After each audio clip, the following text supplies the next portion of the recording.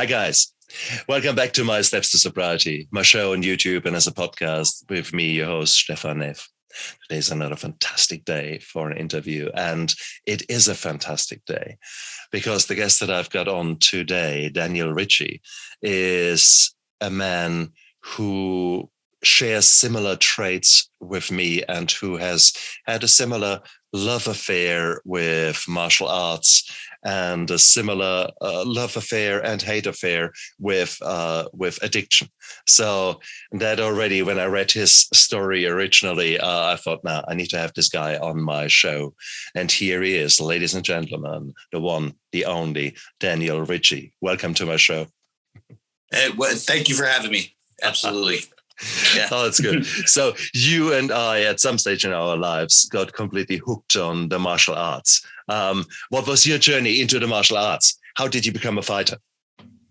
So it's weird how I kind of came across it. So I always had a love for boxing and martial arts. Ever since I was a child, I would get like books out of the library that would talk about like the old time boxers, you know, and their journeys. And I was always like drawn to the competitiveness, like the combat sport part of what fighting is, right? Or mixed martial arts. And when I was when I was about 19 years old, when I was 18, I fought in my first tournament, completely untrained.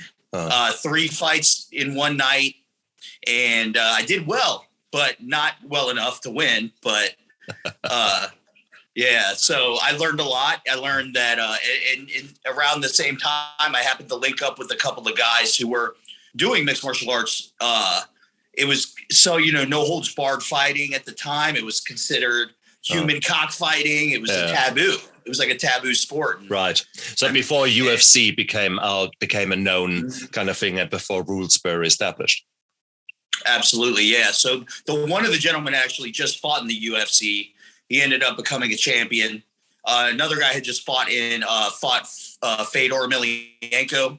If anybody remembers who he was, greatest heavyweight of all time. And I just started training with these guys and got my butt kicked. And fell in love. As you do. Yeah. Oh, Christ's sake. Now, typically there's always a bit of a reason why people migrate to martial arts. For me, it was ultimately a gang assault where someone just had fun with me and I was in the wrong place, wrong time. My bruises had not even healed when I was starting training with the German police.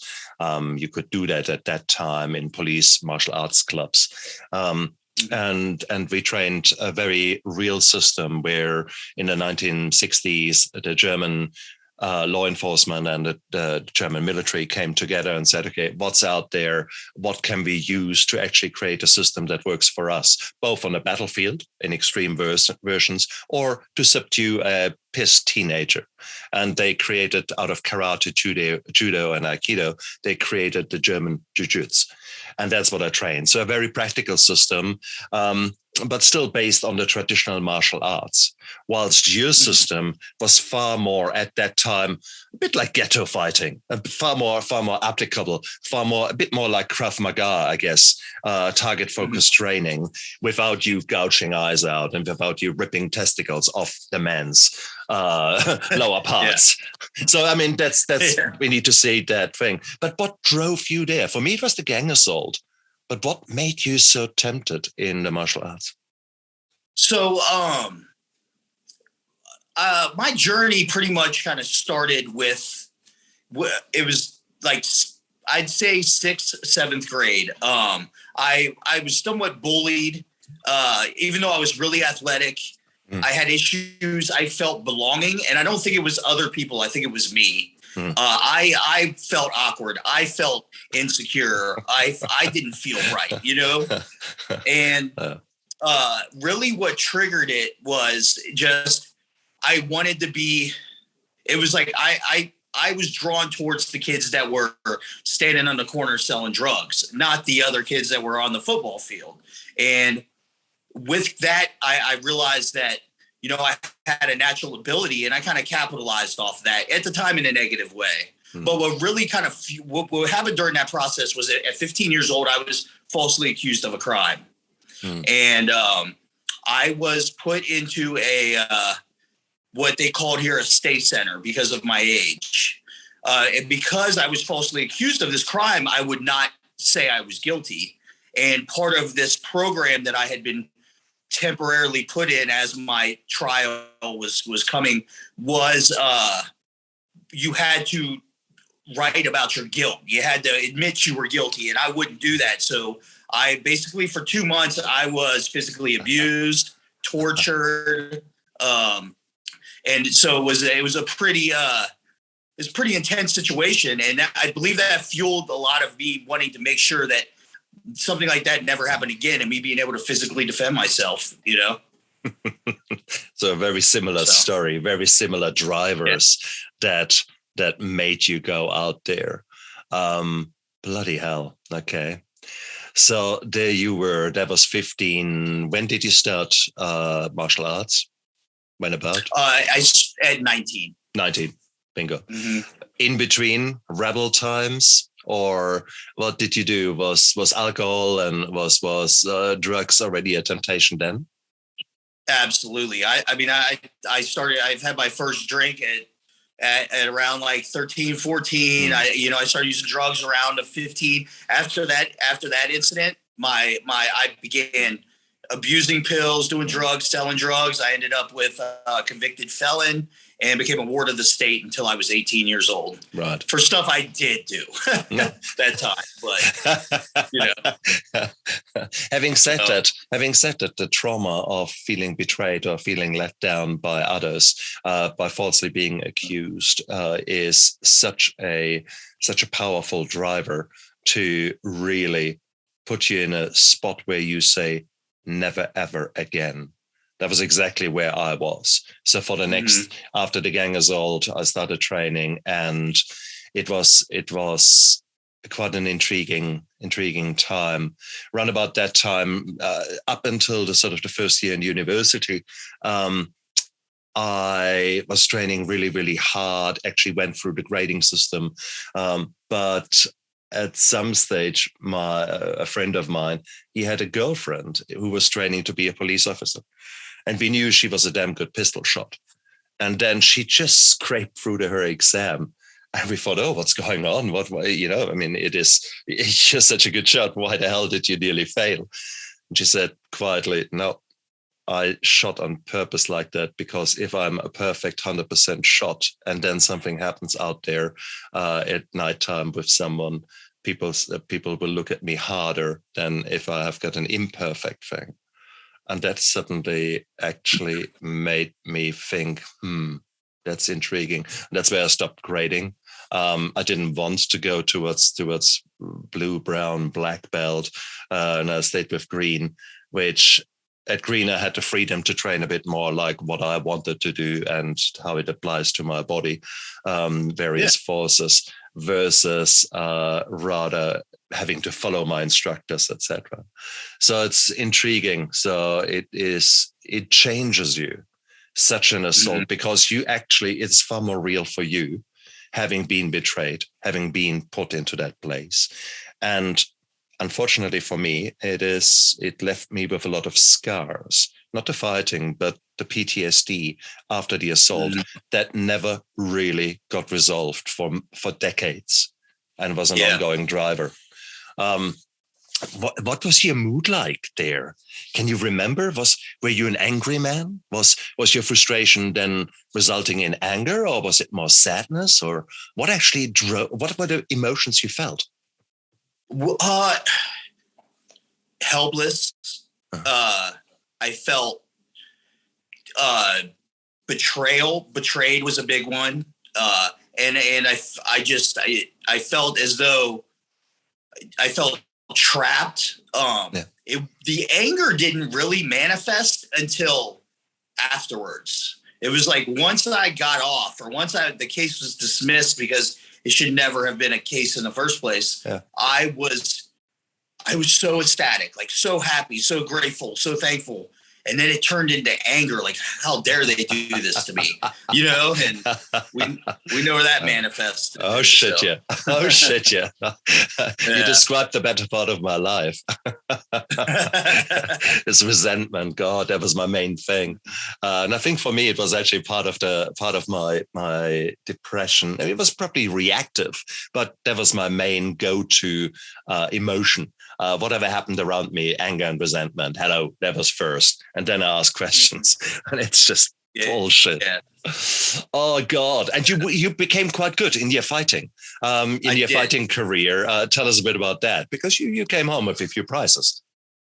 Yeah, I did do well. So I had my first mixed martial arts fight. I believe I was 21, 22, my first like official fight. Yeah. Before then, I had some other like matches, but and I realized that I was doing okay. Like I was winning fights, and I ended up becoming back then in here we only had, there was probably 10 shows really like across the country that were like recognized, back in like 2000. So I happened to fight at one of them here in Cincinnati, Ohio, and I got an opportunity to fight for the championship, and that's a lot of things occurred there. But I ended up becoming a 5-time champion. Fought some notable fighters, and took off from there. But one thing I can say is there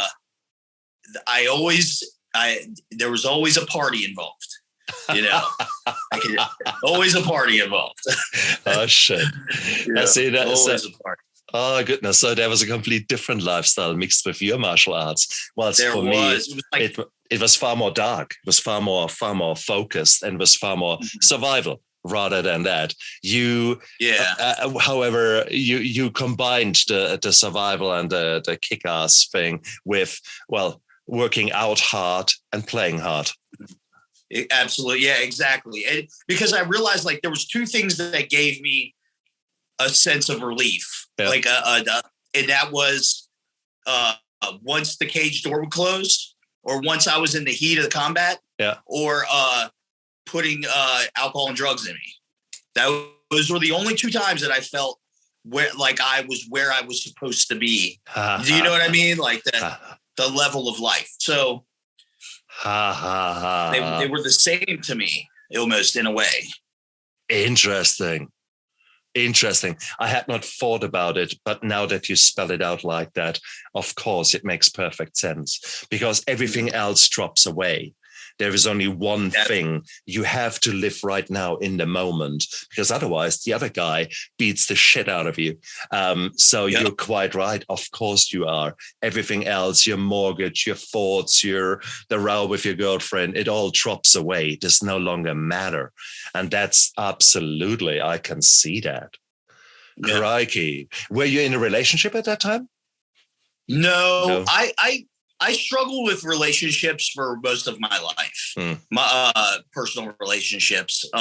That's like friendships, relationships with women. I just always struggled with it. I don't know where that really came from so much, but I struggled with commitment. And if they were committed to me, I thought that something must be wrong with them. So no matter how great or how amazing everyone else thought I was, or how well I appeared on the outside, it was trust issues just ran rampant. For fuck's sake. You and I, we are just two peas in a pot, aren't we? It's the same, exactly the same story with me. Exactly the same. Bloody hell. So were there groupies involved? So are there girls following around the early UFC or the early champions there? Oh yeah, absolutely. Yeah. Yeah. My goal, and this could be but my goal at every show I ever fought at was which ring girl am I going to have? Which beer girl? It was one or the other. It was I'm only going for a ring girl or a beer tub girl. So, but yeah, there definitely was groupies. But then again, this was also a time in your life where you identified yourself with this masculinity. That masculinity defined you. You were at the top of your game. You were the the winner. You were it. Men were at your feet and women were throwing themselves at your feet. There you go. This is, wow. I can see where that atmosphere nurtured you, where it gave you actually fulfillment, where it proved to you that you're not a failure, where it proved to you that in your own belief system, wow, hey, I have done it. I can see the pride. Yeah. I can, no shit. Yeah. However toxic with hindsight it might have been, yes, I love it. I love it the way that you describe it like that. And again, another parallel there. I was brought up, the more women I can lay, the better it is, the more I'm a man.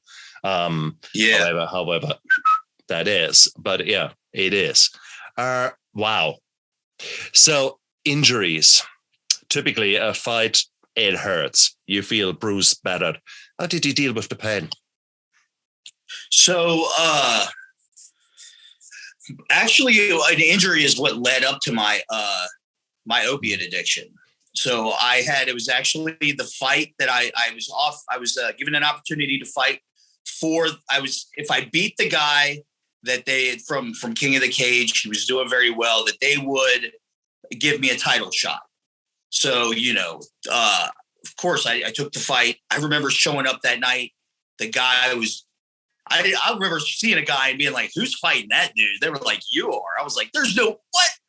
But you're just like, you start psyching yourself out, needless to say. But anyway, we got in. It was I remember the cage door locking behind me. My corner's not giving me very good advice at this point. They're just basically like, just don't let this guy hit you. And I'm like, well, I'm pretty sure that's going to kind of be hard to do. But, you stay in your game. You're trying to stay focused. And they were right. He hit me. And to this day, a moment of my life vanished from them for that right there. But I panicked. I shot in on him. I hit a double. And I tried to slam him. My intentions, being in all honesty, were to slam him on his neck, because if I could end this fight, he's not going to murder me, Okay, I hear you. Yeah. So, but when I did that, I landed wrong. And at first I thought maybe I was having a heart attack. I didn't really know what was going on, but in the second round, I laid on him the first round. In the second round, I attempted to throw a jab and my arm came out of socket. And so I ended up TKOing him via leg kicks, but I'd broken my shoulder. I got a band cartilage fracture and a torn labrum. So that was my first major injury and my first experience with the opiate pain medication as well. Wow. And in all fairness, let's be honest. A shoulder. I'm an anesthetist. So what is today? Wednesday. Yeah. Tomorrow I'm going to work with a shoulder surgeon, and I'm sure we've got a Bankart lesion and a labrum to repair tomorrow. So it's actually not an uncommon thing, and I know how bloody well it hurts. Okay, so that's what I do for a living. So therefore, opioid pain medications are part and parcel of the treatment of such severe pain. Okay, let's be not absolutely. So the problem, of course, is with us broken people, or us people who maybe don't have such great coping mechanisms. The pain goes, but also the pain in your soul goes, and the suffering in your soul goes. Was that your experience? Absolutely. That's always how I describe it. The two things that medication did for me. It took away my physical pain, but it took away all the emotional pain that I had been burying deep. It gave me this sense, like my whole life I'd been riding a wave, and this is it was like the first time that I felt like the waters had calmed. But at the same time, I was energized. I was motivated. I was confident. I felt like I could talk to the girls confidently, be myself. Like I feel like that was the real version of it, And that's interesting, because alcohol did that for me. Exactly your description. Yeah. So, what did alcohol do for you in comparison with the opiates? It didn't. I think it had like a similar effect, but nothing. Not what the opiates did for me. It was the opiates, but I've heard that before. Yeah. But it was like. I'd been missing that piece of my brain my entire life. Yeah. Like I remember thinking like, I can't believe that they've been keeping this from me. Like this was like, I remember calling my mom, like, Mom, this medication called Percocet. It's amazing. Have you ever heard of it? Like I was kind of naive to pills mostly at that time, you know, so as much as I thought I was knowledgeable, but I wasn't as knowledgeable as I thought. So, Percocet, it's an American trademark for which drug? Can you remember what drug is Percocet? Is it Oxycodone. Oxycodone, cool. So in its immediate release form as a quick fix. And again, this is a drug that I routinely use in the post-op setting. And so after surgery, and it works really well because it has advantages over morphine. So it's in its own right, it's actually a bloody good drug. The problem, of course, is this must have been just at the start of the sort of second opiate epidemic when Oxycodone. When was the injury actually? In which year? I want to say 2004. Yeah. Okay. So this must have been just sort of around the time when it was peddled as the best thing since sliced bread. Everyone should have it. Oxycodone should be in the drinking water, according to the pharma industry. So it was very lousy and unethical prescribing and things happening. Fuck. But it's the way you describe it is really beautiful. This finding yourself in a different world, a world that is much kinder and much more peaceful, yet accelerated. That's a beautiful description, man. So there's oxycodone. So normally doctors prescribe it for such an injury, I would say 3-6 weeks until the surgery happens, and then maybe another 2 weeks, and that's it. And then we get you off it. How did you stay on it? So, you know, one of the things I always I always relate, especially my stories, is the progression of the disease of addiction, right? So I actually, I was on it for a few months. I remember being like, I couldn't believe my doctor cut me off. I'm like, but I need it. Like, you know, and at the time I didn't realize like that's called medication, pill seeking behavior, but I didn't realize it at the time. And you know, so I just I found somebody on the street that could still get it for me. And I did cut back on it. Actually, I did was focused on winning that title. And so I was able to cut back, but I was never able to completely cut it out. Like it was something that I would look forward to every week. It was like a reward to myself. But there was no withdrawal when you came off it? There was. And I was so naive. I had thought I had the flu.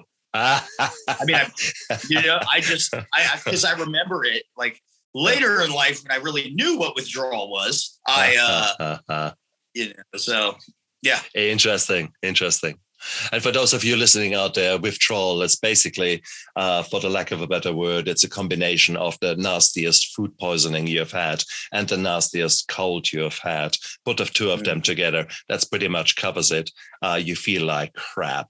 It's rarely lethal and fatal, but unfortunately, if you have underlying medical problems, that can put you over the edge.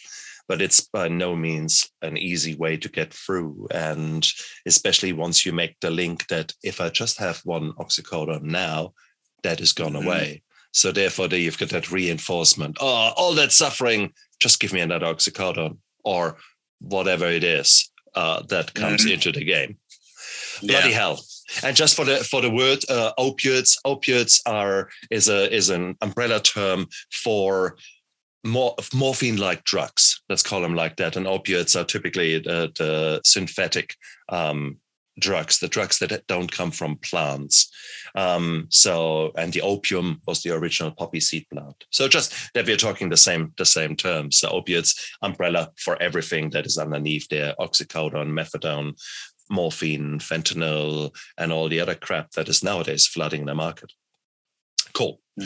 So coming back, so after all, this is so far very much a story of a man who's going out there, giving it all, being a man, and winning fights. And now you suddenly have got this new fight of this drug that makes you feel so good, yet people say you shouldn't really take it, and you think you must be mad. How did it continue from there? So you started sourcing drugs from the street. At that time, you might have even been lucky that you still got Oxycodone without any adulterants. But nowadays, God knows what kind of shit you get on the street, man. Yeah. So that was 2005, 2006. How did the story continue? So I've basically maintained for 3 or 4 years, just kind of like buying them here and there. I was very focused on my career. I was focused on training. I would party a lot, but and my party lifestyle was I always seemed to party a little bit harder than everybody else. Like they would, even with like ecstasy and stuff, like they would take 3 or 4 hits. I'm like 3 or 4. I need 9. You know what I mean? Like I need to be in a total state where I don't even know what's happening around me, and so it kind of just started manifesting in like everything as it like began to progress, and it wasn't until like 2000 and I believe like 2009, 2010, it changed for me. The game changed for me. Like I had something happen in my life. I lost my only source of part-time income. It was a full-time income, part-time, which was a personal training. And I began to use it. That's when I turned to the opiates every single day. It was like that. May I ask, why did you lose your source of income? So I was a 1099. So I was a contractor for this gym. I'd been with them for 6-7 years. They supported me through my, my fighting career, and they allowed me, to train my clients full time. Part time, and do that. And one day some other people bought into the company. They said they needed more money. I re-signed my clients. I signed a new non-compete, and they decided to terminate my contract and had to bring another guy in that would work with my clients for less money. Fuck us. Okay. Yeah. It was messed up. And again, betrayal. Again, the ghosts of the past are coming up, because now the anger and resentment you've trained the anger and resentment well in the past, and now it comes up and bites you in the bum again. Yeah. The betrayal is a trigger for me. And that's one of the things I've realized is everything resorts back to that experience from when I was 15 years old. Exactly. And so I begin to react in like a uniform fashion. Like I become angry, I become resentful, and then I find solace in a substance or in some type of a substance, whether it's like a physical substance or drug or whatever it may be. Women, I begin to get outside of myself to say,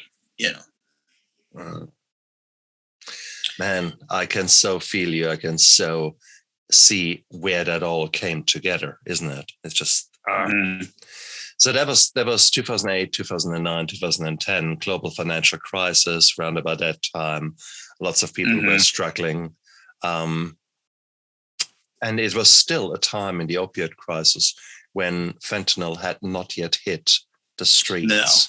So this only came about 2013, 2014. So what happened then? So you started using every day. Now that becomes quite an expensive little hobby that you have got there. Where did the money come from? Absolutely. I was making some money fighting. Right. I was still I began to I was trying to maintain a personal training. Like a guy said I could train clients at his gym, but I had to basically start over. So I was just, I was maintaining that way, borrowing money. I actually found a doctor who would also prescribe me whatever I wanted. It was a doctor here, and it was cash pay. They had an on-site pharmacy. that was cash pay. And basically he says, Daniel, what do you need to compete? And I said, 300 Percocet 10s would be great a month. He's like, I mean, that's like, that's 10 a day, of course. Oh, fuck. Yeah. And he was like, okay. And prescribed it. So. Oh, you are kidding me. Oh. Yeah. Okay, of course, he made nice money from it, for crying out loud. But these are the bad apples that completely have stuffed up so many lives out there. And I justified it by saying I needed it to compete. Of course. That was how I justified it in my head. Out of interest. I needed it for more than that. Out of interest, doping. Did you use steroids or did you use other things to give you an advantage over your competitors? I've had dabbled here and there, but it was something I wanted to fight at a lower weight. So I always felt like for me, it was going to be counterproductive to my ultimate goal. Sure. So I had used them. Usually I used them in like the early 2000s. It was more of just like pressure, like as other people were doing it, but I didn't really have like that great of an experience on those.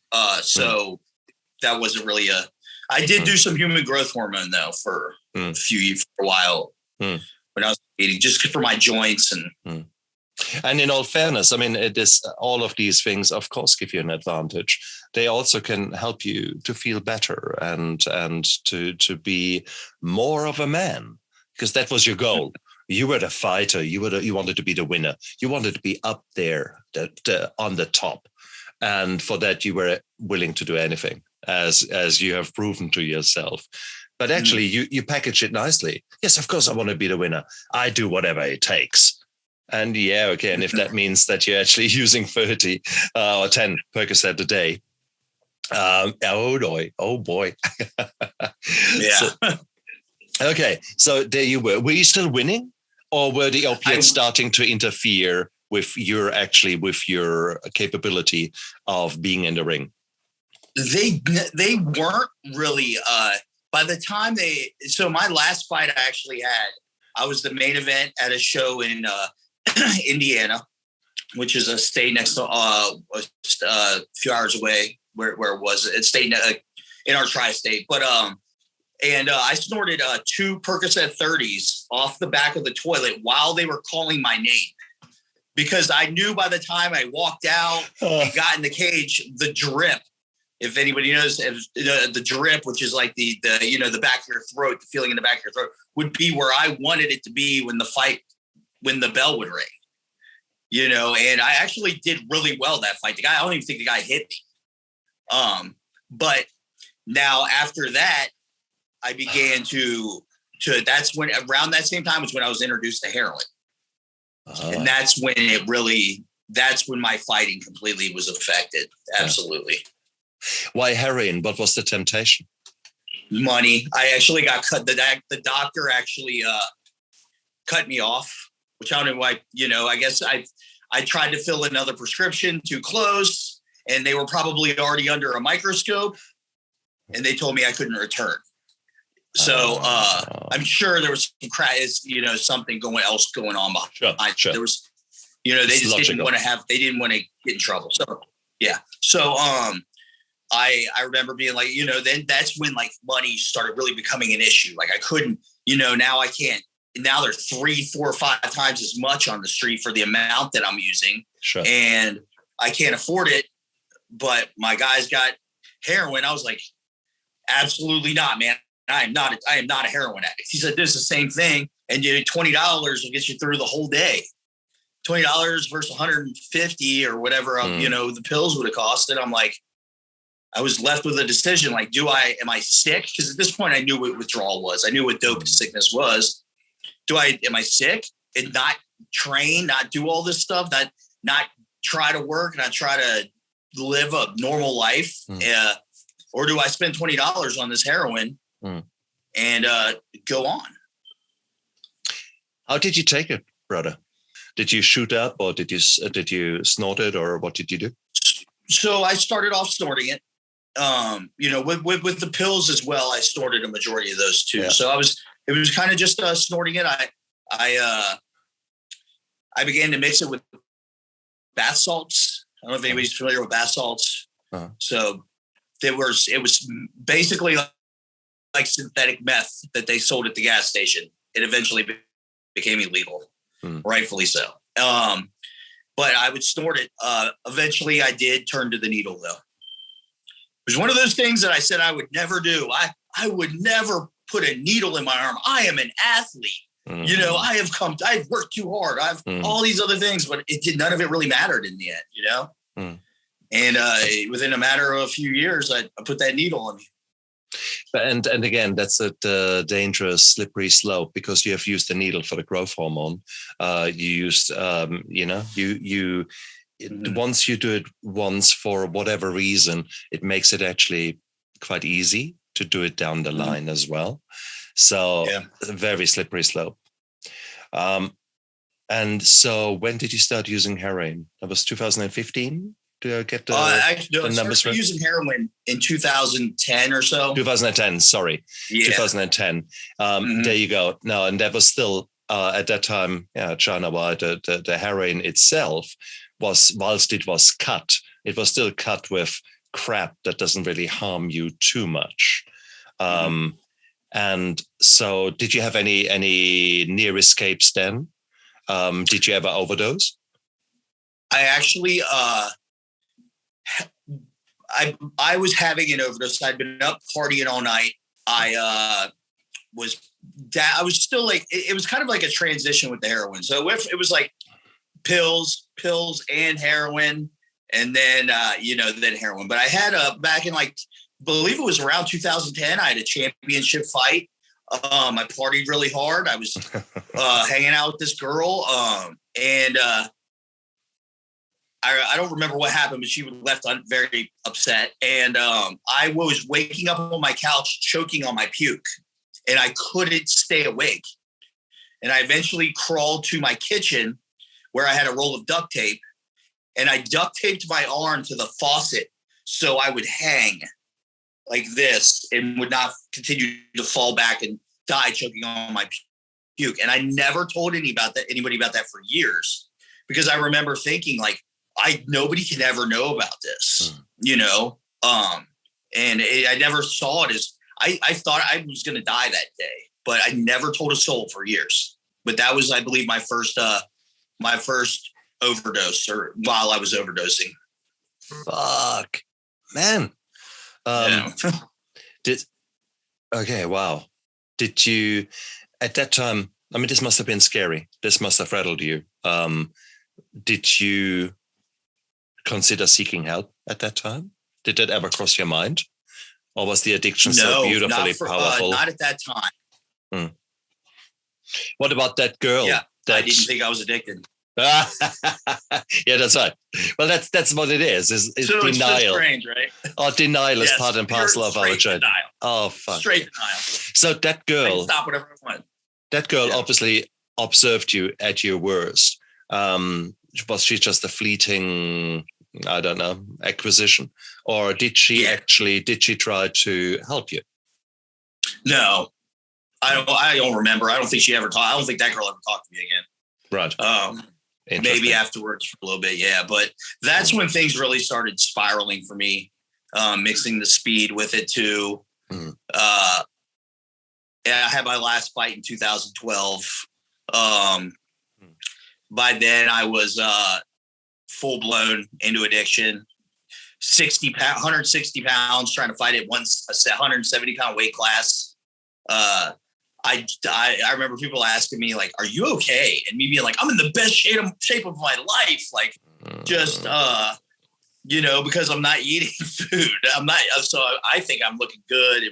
I was lost in a delusion of addiction at that point, and it's just spiraled from there. I went for help to a hospital. The first time I went for help, I went to a hospital. I went to I went to UC Medical Center, which was our biggest hospital. I didn't really know where else to go. I thought, oh God, thank God they can help me. And they basically told me that, and at this time, this was actually pretty common in our medical system, was we don't do that here.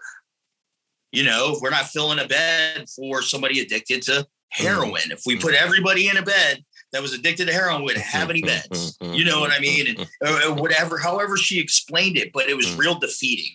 I do remember that. And you turn someone in addiction or alcoholism away once, that you just gave them the justification that their addiction needed. Absolutely. And that's what it needed. And it, nobody's going to help me. And I didn't know where else to turn. And we see the same with women that have been raped or abused, and they come out, and then someone says, "I don't believe you." It's the same betrayal. It's the same, again, back to the theme when you were 15. It's again betrayal deep down. You finally made the biggest step in your life. All these title fights, forget them. The biggest step for you was actually that you decided to seek help, and then they were sort of, nah, okay, forget about it. And that's brutal.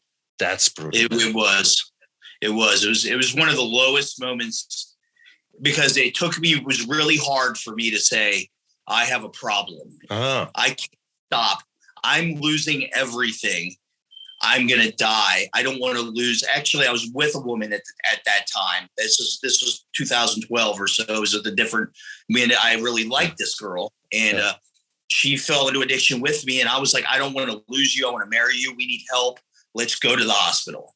And then, we both end up returning home. Shit. Okay, man. How did it continue? It just, I ended up, all of a sudden, before I knew it, the thing that I was most passionate about, the sport of mixed martial arts and combat sports, really became irrelevant almost in my life, except for reputation. So I started withdrawing from people that I had been friends with, and I started driving for drug dealers. I started running dope. I started collecting money, and falling into that lifestyle. And I overdosed in 2012 to the point where I had to be taken to the hospital. It was my first hospital visit for an overdose. What led to it? Was it? I was living in a hotel. Yeah. And I've been doing some speed, and I ended up getting a free sample. They call it, getting a tester is what they call it. The dope boy drops you off a tester. Here, try my stuff, get my dope. And it was very strong, and it put me out. They couldn't wake me up. They realized they couldn't wake me up, and I was changing colors. So they called 911. Sure. And back then, Narcan wasn't readily available. So, the EMTs, they gave me the Narcan, rushed me to the hospital, and I almost died for the first time. And that's the problem, of course, when you go onto the street and when you get whatever you call it that you got. Let's say you stick with heroin and you get your heroin. You have no idea how it is cut, because every dealer, every boss dealer, then little dealer, and the distributor, everyone cuts. And in the past, they were actually making it weaker and weaker and weaker, because the fentanyl, the heroin was the expensive ingredient, and the talcum powder or whatever else they mixed in, that was cheaper. But then, unfortunately, or at that time, to get an overdose, sometimes if you get something that is less cut, that is a higher purity, wow, then you actually get far more bang for the buck, literally. And that's one way of getting an opiate overdose. And I think that was the fate of so many opiate users over the years. But then 2012, 2013, 2014, life changed. I've had the pleasure of interviewing Ben Westhoff.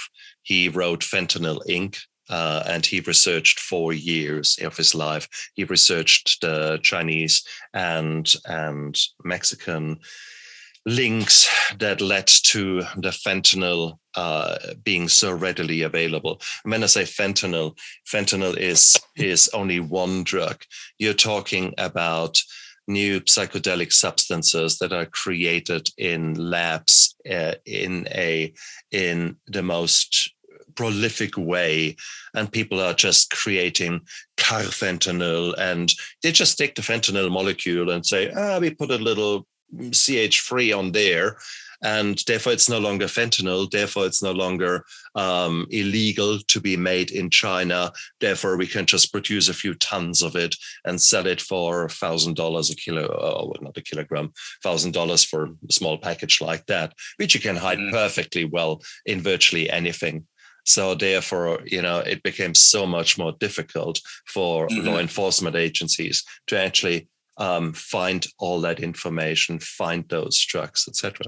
So we are talking some nasty change that is happening right now. It started around about that time of your first nasty overdose. When did you realize that the game was changing? You were so far doing methamphetamines, and you were doing the heroin. When did you feel things were changing?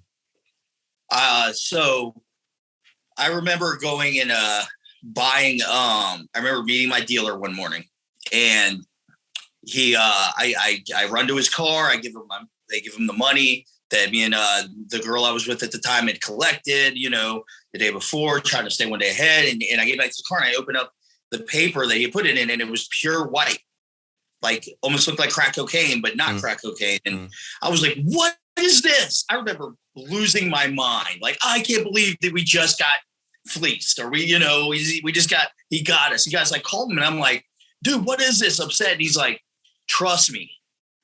That's that's the new thing. That's what's coming. He's like, look, if you do it and you don't like it, I'll give you your money back. But I know that's not going to happen. He's like, do it somewhere safe, like, or something along those lines. Like, I hope you don't die on me. And laughed. And you hear that before. And as being an active addiction, you wanted to seek out the stuff that was going to kill you. Like, that's what you want. You want to be borderline. You want to be like, that's what you want. You'd rather have the stuff that's killed someone, or than the stuff that's not going to get you where you want to be. So it's like, it's a risk you just naturally take. And I remember doing it and waking up like just completely like a new high. Like, oh my God, that is the best. Like, I feel amazing. Even though my head was on my steering wheel. That's what you as an opiate addict eventually get to, is the nod off, and from that day forth, that's what I looked for. That's what I wanted. There was no longer heroin, and it takes you to new depths, because the thing about fentanyl is the high is more intense, it's more addictive, but it doesn't last as long. So you need it within 3-4 hours. So you need more. So in order to get more, when you've already are an established, there's, you're recognized as a drug addict. You're wearing the uniform. You're showing the signs. You're unhealthy. I don't know how to say this without saying something too politically incorrect. So you're honest, man. You're honest. That is the reality. Why do we beat around the bush? So I'm so grateful that you actually say it as it was and as it is for so many people out there. Yeah. And it was just, so I had to go to new lows to get money. I think me and her both did. I mean, you start to, one of the things a lot of people don't get as well is drug addicts or people with substance use disorder are trafficked. We are used for our vehicles. We're used for our connections. Drug dealers will tell us they won't give us the dope that we need unless we do something for them. So it's like, I'll give my boy a ride to the next city up and back, and you got to figure out the gas, or you just won't get well today. We're not, you're going to be sitting at home in withdrawal. So they talk to you any way you want. So you begin to let people do things to you that are you wouldn't normally even think you'd ever do. Even as a man, I experienced a lot of things. And I know the women experience more. But they talk to you like garbage. They treat you like trash. They'll leave you out in the rain like a dog. And but you're such a slave that it doesn't matter anymore. Like all you care about is that next one, literally, to the point where you're hoping it's the last. And that's what kind of where I actually was stabbed. I had a guy attack me in a hallway of one of the trap houses in Cincinnati, and he was standing in the hallway with a knife. I looked back up at the drug dealer's door. I heard it lock. I knew there was only one way out of the situation. It was to go forward. And, I fought for my life. I was stabbed twice. I got away. I got home. I still had my dope.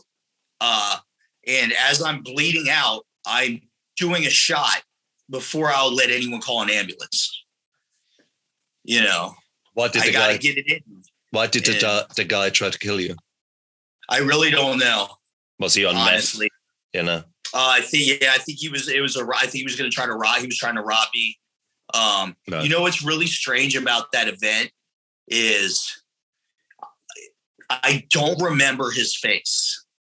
Like I don't remember. I could not tell you who it was. I don't remember much about him, except he was taller than me, and I'd seen him around the neighborhood. But to try to place his face after that event, it just like disappeared out of my mind.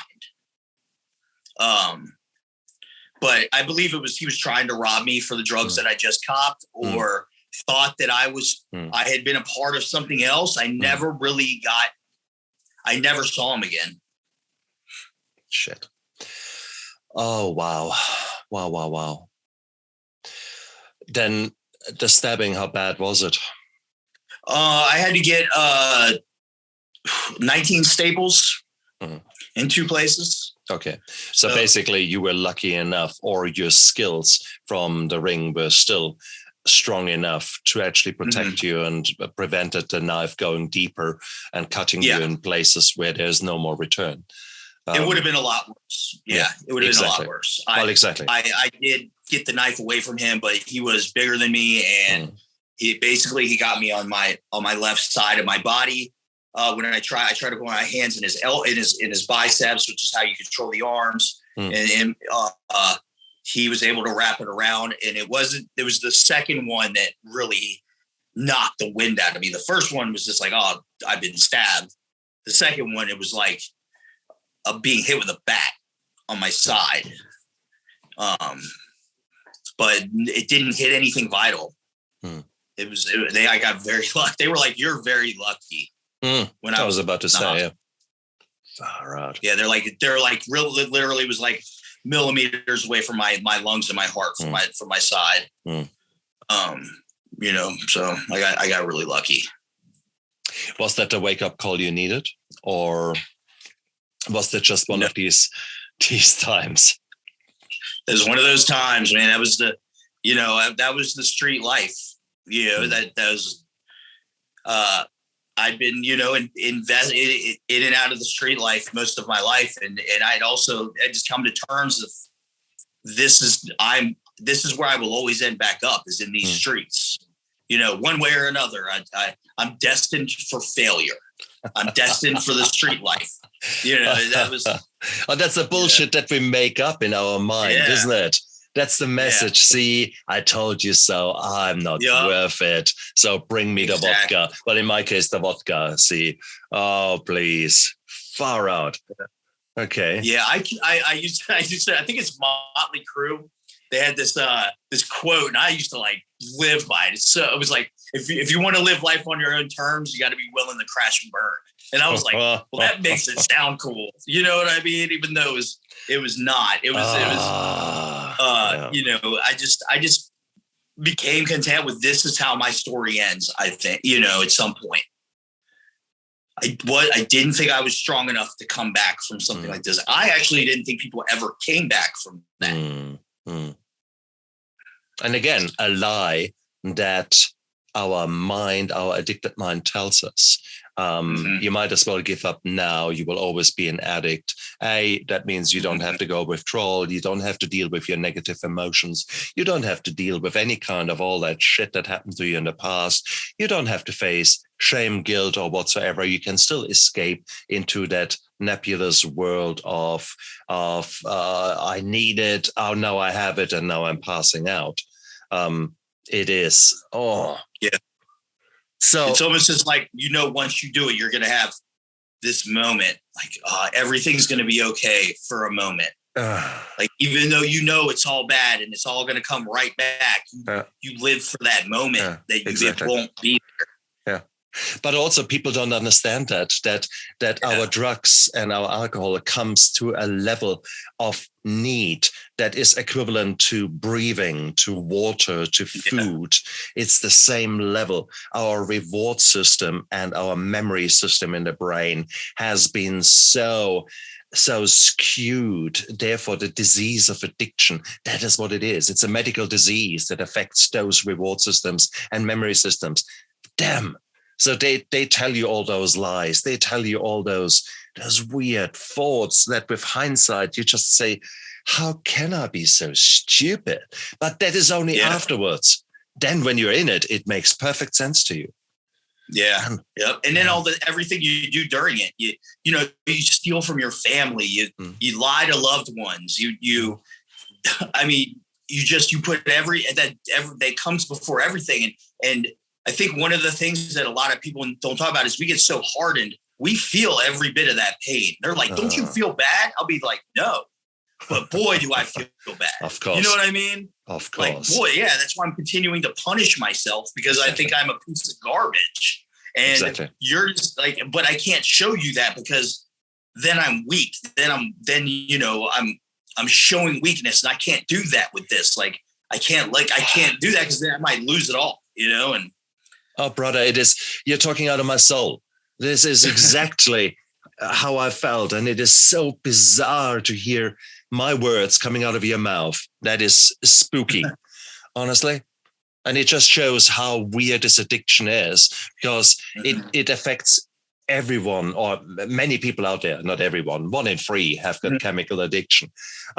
And it affects us, and we come from all walks of life. We've got all kind of backgrounds. Our skin is all kind of colors. Our religious beliefs are all over the show. There's, we've got various imaginary friends out there. It doesn't matter who you believe in. But here you are. Once you're in a disaddiction, it's the same things playing out until one day enough is enough. So you had so many potential wake-up calls, but you were not ready to hear you press snooze continuously with those wake-up calls. So what finally broke through? What was the final catalyst? Yeah. So just to just piggyback off that before I get to that, it was imagining life.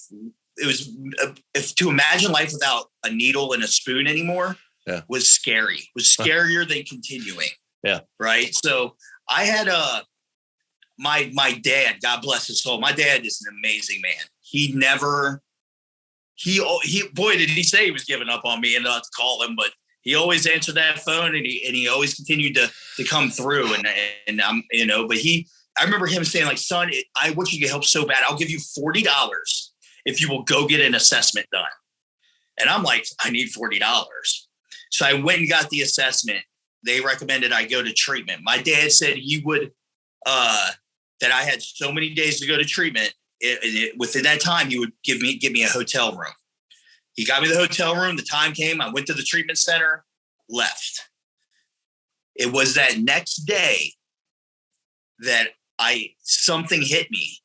And it was so strange, because you would think I would ask myself this question many times before, but it was like, I looked around this hotel room. There's blood splattered on the walls from us cleaning our syringes. There's alcohol bottles everywhere. It smells. It's awful. There's there's 2 prostitutes that were my friends, but they were sitting on this bed covered in bruises, dirty feet. And I'm just like, what happened to my life? 7 years later, right? 8 years later, what happened? And I broke down. I called the treatment center I had just left, and the lady on the other end of the phone, she showed me something that I don't know if anybody ever had showed me this or not, but she said a few simple words. She said, "Baby, it's going to be okay." And what she did was show me compassion. Instead of saying, "You made a mistake, you messed up, you fucked up your life, it's going to be okay." And that just, I remember it was like, it hit my heart, like, and I held on to that. That little seed had been planted, that little seed of hope, of compassion had been planted. How beautiful is that? Same story here. It is, I've expected, when my wife told me that she had enrolled me into a rehab facility, if she had been angry and any kind of other emotion that morning, I would have fought her. I would have gone in anger, resentment, and again, I know, I have got no problem, haha. And instead, my kids and my wife came in and showed me exactly that compassion, and that completely disarmed me, and it completely made me realize it's okay to not fight. It's okay to give in. This compassion is huge. And that's why I loved my rehab so much, because it was full of compassion. It was full of bullshitters, which I could not bullshit. They were all addicts, but just many, many more years down the line than I was. And God, the boss of the rehab, I love him to bits. He looks worn out, and he looks probably, I don't know, many years older than he should, because he lived a life that left many scars on him. But I loved him to bits. He was such a cool dude who called a spade.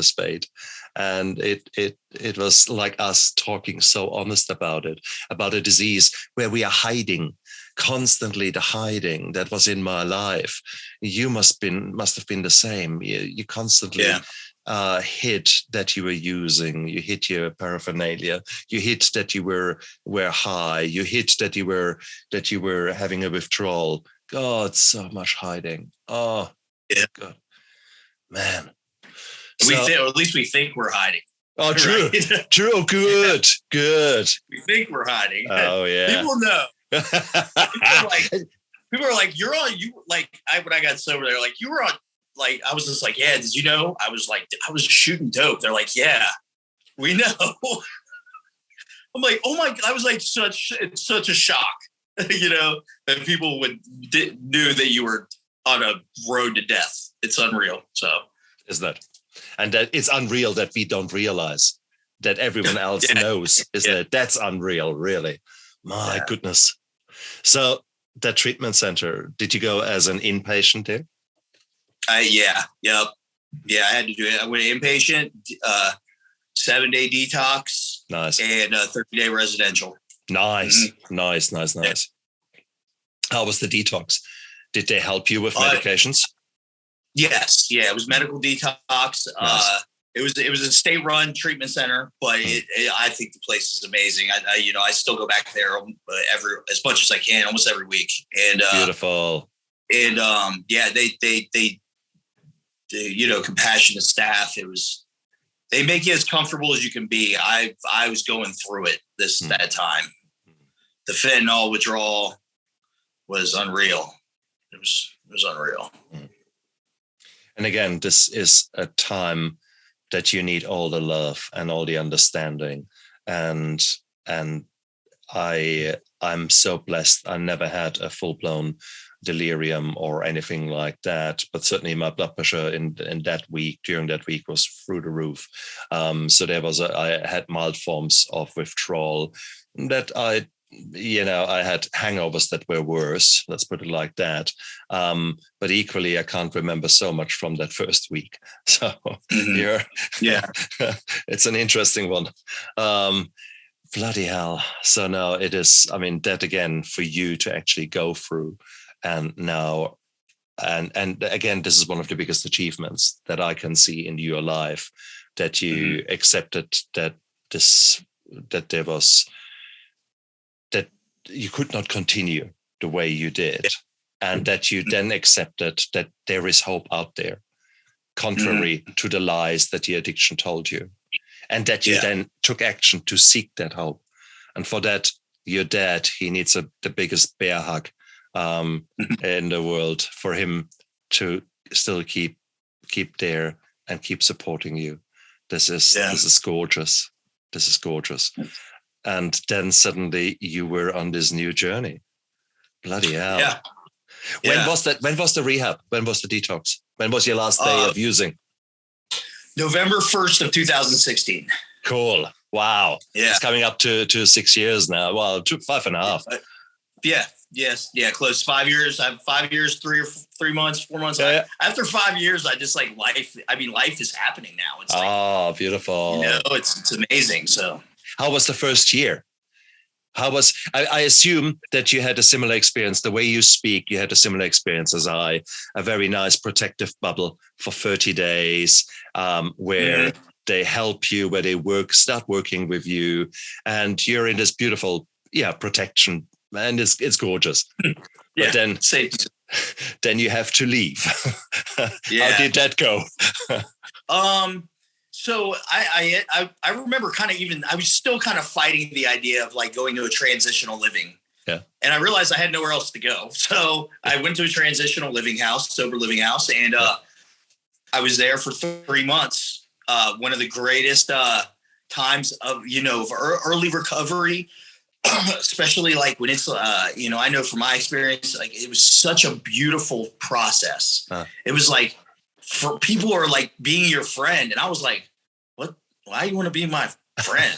Like, you know what I'm saying? Like, I remember talking to one guy, man, and he ended up being my best friend for years. He ended up dying from this disease, but I remember him calling me and complaining about somebody else. And I remember being like confused. Like, does this mean that this dude's my friend? Like, I'd completely forgotten how friendships work.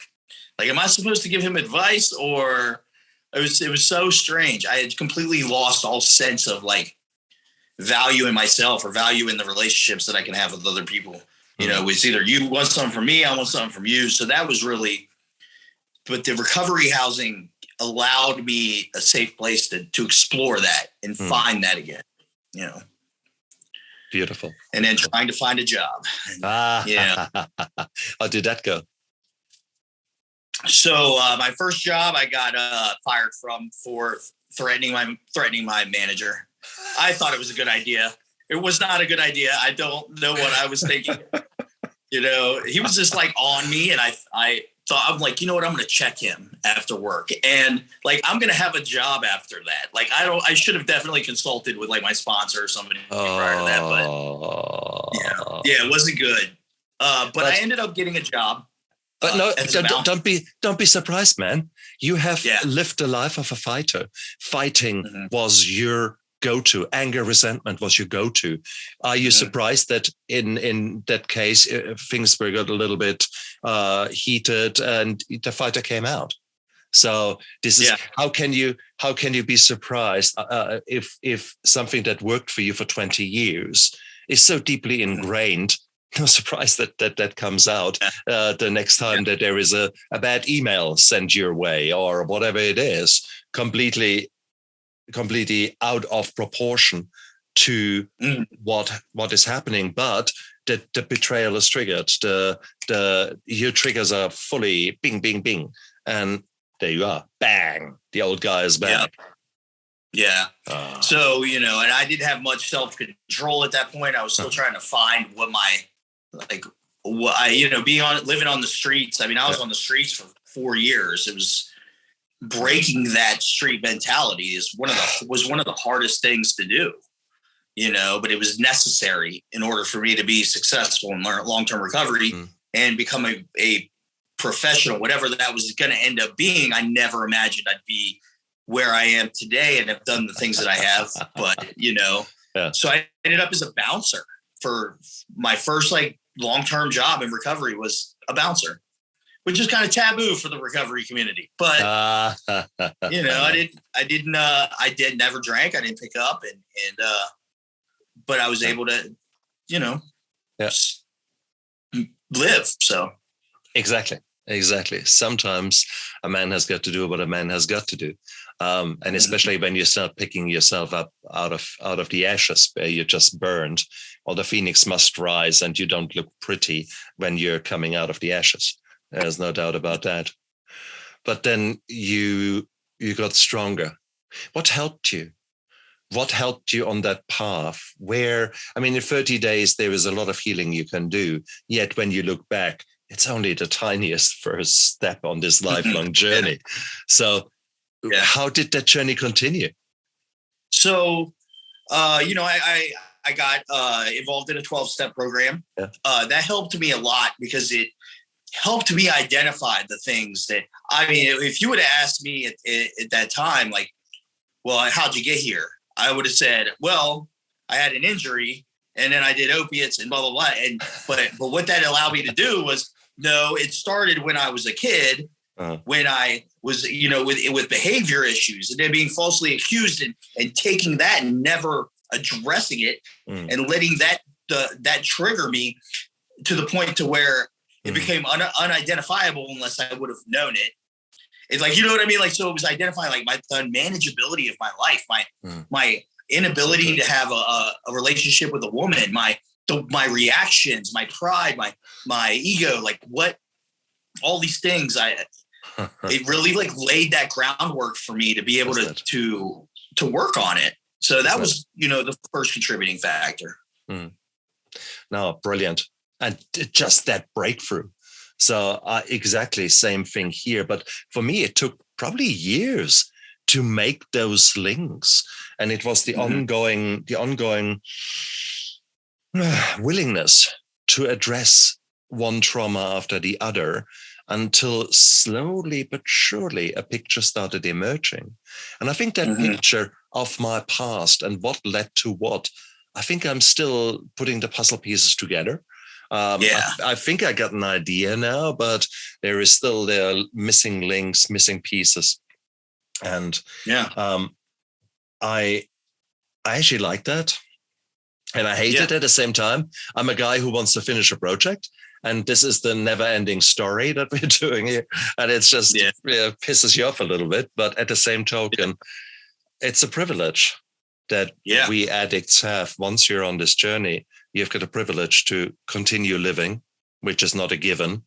It's you have the privilege of being able to ask the right questions, and with that, to become the new you, whoever that person is. And to a certain degree, you can change your story. You are no longer the victim. You are now the man who writes the next chapter. And that's what you are going out there to do. That's where you are, where you have found your voice. Now, it's interesting. When did you realize that you are not a piece of shit, that you are not a victim, that you are actually, that your story could make sense and give hope to others? How did that breakthrough happen? I'd say I always people were always somewhat drawn to me, even when I only had a few months. It was like people were drawn to me almost in like a leadership type position. Like, you know what I mean? It seemed like people were always coming to me asking for help, or people felt comfortable talking with me. And I didn't recognize it. But, you know, after some time had passed, I had given about a year and 18. I think it was, I was just shy of 2 years in recovery. And I was given an opportunity to volunteer at the same hospital that I was a patient at. Nice. Multiple times. The same hospital that turned me away, that I had gone to for help. I was now being given an opportunity. It was kind of an undercover opportunity. I was approved to be there, but they didn't tell anybody who I was or why I was there. I was walking around with a counselor or with a medical student or somebody, And when patients would have substance use disorder, I would go in there and be basically just their peer. But at the same time, I realized the look on someone's face when you say, "Hey, look, man, it's okay. I'm in recovery. I get it." You know what I mean? To see the relief was something that was even shocking to me. I remember after my first day as a volunteer, seeing a grown man go from withdrawn, I'm not talking to y'all about anything, I went out of this hospital, to being in tears. I was like, there's something special here. Isn't it? This is what I'm meant for right here. Isn't it? Wow. Yeah, I agree. I absolutely agree. And that's a beautiful thing, isn't it? Suddenly your own suffering makes sense. Suddenly there's a new identity that you're building up by actually saying, wow, it doesn't hurt me when I talk about my experiences. B, I actually can put a smile or tears in someone's face. It doesn't matter what reaction you got. They're probably the right reactions. Did you ever have any hesitation about it? Did you ever feel that, oh my God, what will people think if I speak the truth? I did. So I've had a few news stories done on me and some other media and stuff. And the first news story I did, it was like a treatment. They called me and they were like, "Hey, we want to do a story on you as an MMA fighter who fell into heroin addiction." And I was on the treadmill at the gym and I was like, "Oh yeah, that sounds great." They were like, "We'll be at your house in an hour." And I was like, okay. So I didn't really process it. But I remember when that story aired, being terrified and I had just had my daughter and I was like holding my daughter, watching this news story, crying because I'm like, everybody's going to know and people are going to be like, "Look at what you did to your life. Look at you as a failure." And it was the complete opposite. Exactly. Complete opposite. Exactly. You know? That's the crazy thing, isn't it? It's the beautiful thing. That's many times my peers, other doctors, my GP, my family physician, when I wrote my book here, My Steps to Sobriety here, and I gave him a copy of the first version. He sort of looked at it and said, "Wow, are you not afraid what your patients think of you?" And by that time, I had already clicked onto the fact that no, I never had a negative reaction to me speaking out and saying to someone, I can see what's happening in your life. I've been there too. And you're saying you drink 2 glasses of wine in the evening. Look, is there ever such a thing like leftover wine? And then we both laugh. And no, and then of course you from now and then open another bottle. Oh yeah, right, yeah, exactly. See, I've lived that life too, and etc. And the moment I give them a card and say, "Here, this is my show, and this is my website. So if you want to have a look at it, it's just feel free." I mean, I've never ever heard something negative. So that's the beautiful thing. So all that shame and guilt that potentially is in your head, that those terrifying moments with your daughter in your arms, they are in your head. They are just in your bloody head. And in reality, this was your making.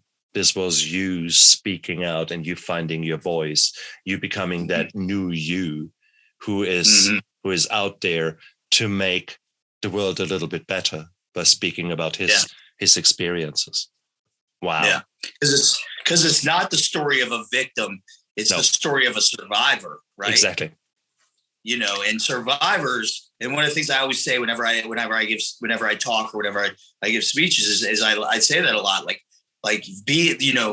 Some of us have been victims of some awful things, but we are now survivors because we survived it. And survivors have voice. Survivors walk around proud of their experience because it gives hope to others. And within that hope, that's how we begin to heal. When I see somebody gain hope through me sharing a story or sharing something traumatizing for me, now we have a bond, and that bond is life to them. This is the bond that can bring them back from the darkness. I begin to think like, you know what? I experienced what I did and I survived it for this moment.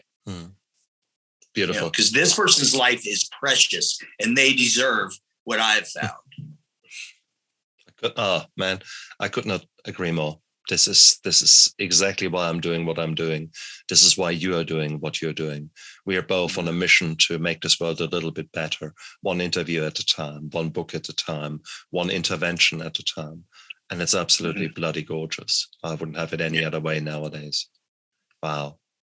Man, if people really like your story and they want to know more about you, where can they find you? So I'm on my main platform I utilize has been Facebook. You can find me on Facebook at Facebook/Dan Weapon, or Inspiring Recovery with Daniel Ritchie. It's also YouTube on YouTube as well. And if you Google Daniel Ritchie MMA, a lot of things come up as well. So there's two Daniel Ritchies that are on YouTube, so you'll know which one I am. So, but the other guy's great. He doesn't have any arms. So right. People are always mixing, like tagging us and stuff. So we've actually spoken before. Excellent. So he'll be like, you're looking for the Daniel Ritchie with arms, or like, so he jokes about it as well. So it's pretty cool. Priceless. Yeah. Well, same happened to me. There was a Stefan Neff out there who is actually an addict, who is an alcoholic, and who is in Canada and is having his own platform to actually help people with smart recovery. So therefore I had him on my show. Stefan Neff is talking to Stefan Neff. And that's awesome. I love it. Yeah, that is cool. Oh man, Daniel, thank you so much for your time, for your effort, for your passion, and for your honesty, for your authenticity. There's so many words that would describe the new you to the point, and you're an amazing man. You have come so far, and with that, I don't mean the MMA titles. I mean really your transformation from that betrayed 15-year-old to now a man who's going out there and who is taking extreme ownership of his decisions, of his life, who's taking actions every day to make his life just that little bit better than yesterday. And that is the hardest and the most beautiful journey you could be on. Man, I'm a fan of you. I'm proud to call you brother, because we are in this brotherhood of survivors of addiction. We're in this brother and sisterhood. So I'm not excluding the girls. No, we are all, we don't have a secret handshake, but I guess we should, because the moment you say you're in recovery, it's like a secret handshake. You say, okay, because we have all gone through the same shit. So Daniel, you're a great man. Thank you so much for being a guest on my show. You truly honor me. Yeah, thank you for having me. Absolutely. You guys out there, if we too can get our shit together, I think there's a fair chance for you. Okay. So whatever you're feeling, whatever darkness is surrounding you, this will pass. The darkness will lift, and you just can't see it now. So please stay strong. Please keep going. Don't give up. I believe in you, and trust me, things will change. And maybe we have planted the seeds today for you to take action, to see a family physician, to see a counselor, to see whoever is now coming into your life, to let that person come in and explore with you who the new you will be. So look after yourself.